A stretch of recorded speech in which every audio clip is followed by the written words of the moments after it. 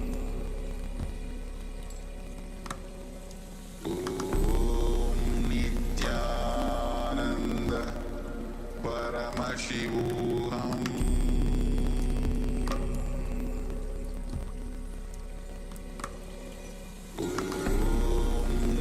Nithyananda Paramashivoham.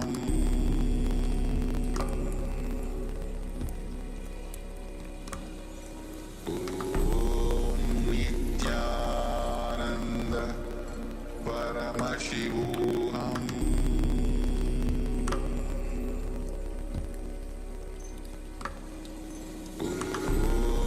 Nithyananda Paramashivoham.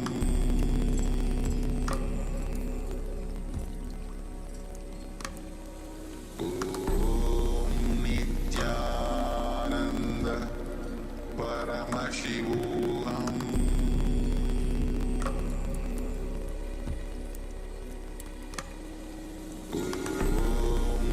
Nithyananda Paramashivoham.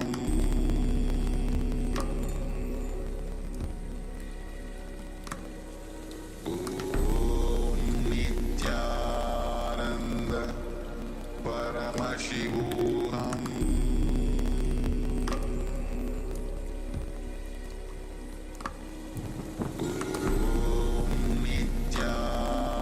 Nithyananda Paramashivoham.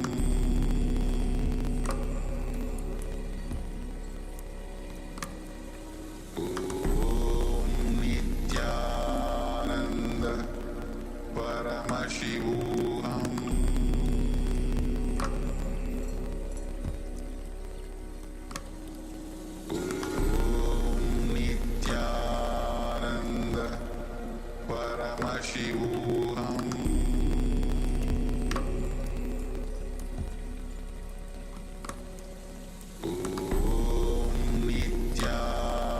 Nithyananda Paramashivoham.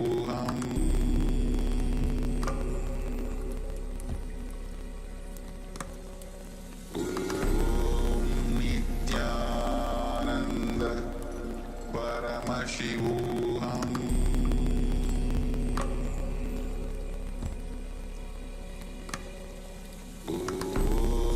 Nithyananda Paramashivoham.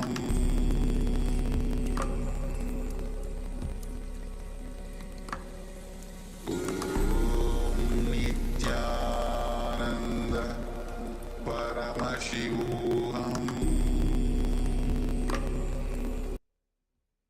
Yes. Now, slowly open your eyes. Whatever Swamiji reveals of the third eye, you can put it in the chat. I request all the participants, whatever Swamiji reveals of the third eye, you can put it in the chat, so that we can help you in the power manifestation. Ma DC Wang, Ma Wang using, please switch on your camera. Please keep your camera on so that we can help you in the power manifestation. Welcome, Wing Sing and Lizzie Wang. I hope we have done the previous yoga. Now, there's a power manifestation is happening. The first round of power manifestation is almost done. We are going to show the results. So you can participate in the next power manifestation session, which is going to start now.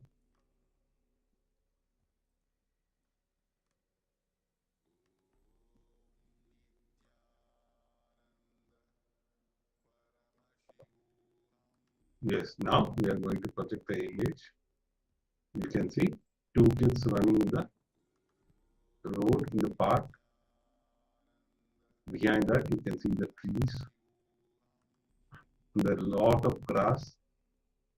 If you have seen any of this, or a color, blue color or a pink color, or kids playing in the ground, you can put it in the chat.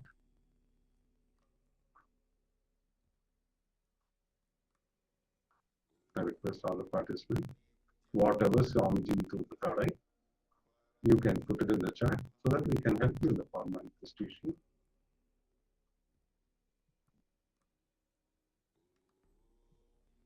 Yes, please take a moment and share your revelation and whatever you went through during this power manifestation.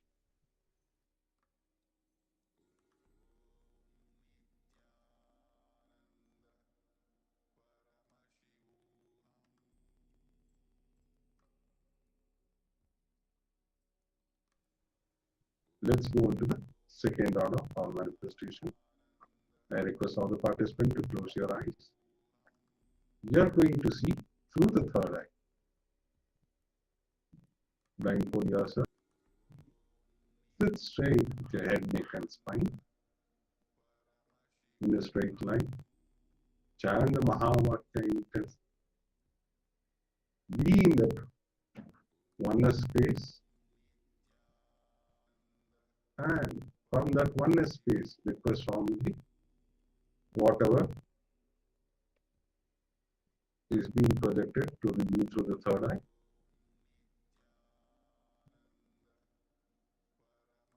Let us chant the Mahavakya. Om Nithyananda Paramashivoham.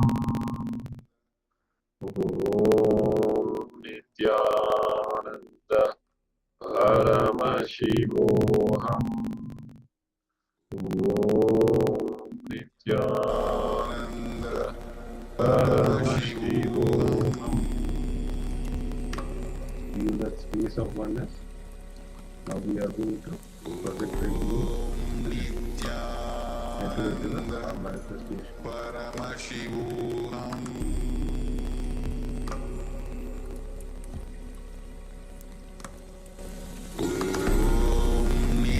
Nithyananda Paramashivoham.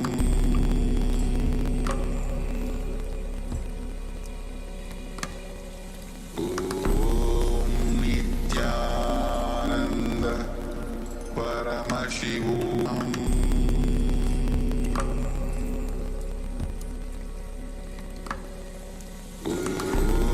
Nithyananda Paramashivoham.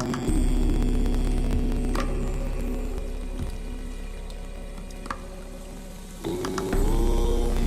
Nithyananda Paramashivoham.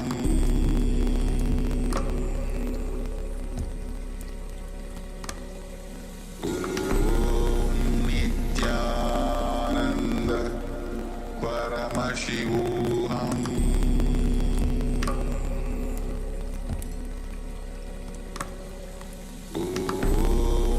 Nithyananda Paramashivoham.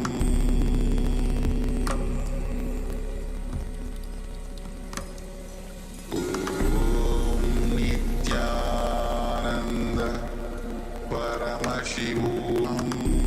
Nithyananda Paramashivoham.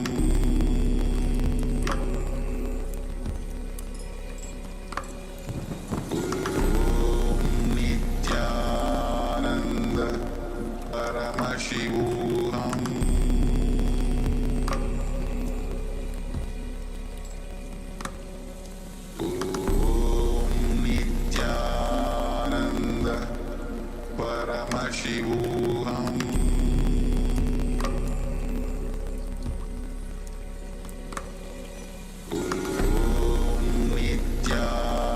Nithyananda Paramashivoham.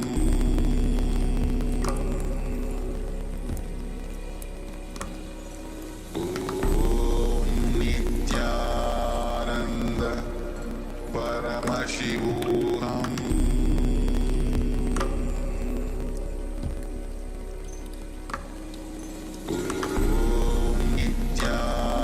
Nithyananda Paramashivoham.